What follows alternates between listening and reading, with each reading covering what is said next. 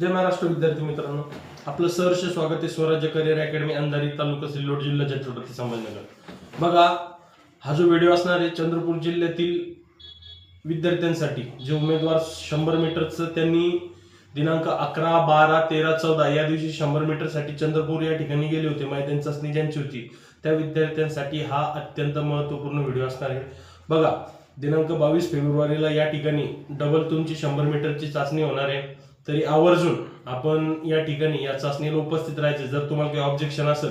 की माझा 100 मीटरचा टायमिंग चुकीचा आलेला आहे, मला 10 मार्क येत होते, मला त्या ठिकाणी 4 मार्क आले किंवा 6 मार्क आले किंवा 8 मार्क आले, जर अशा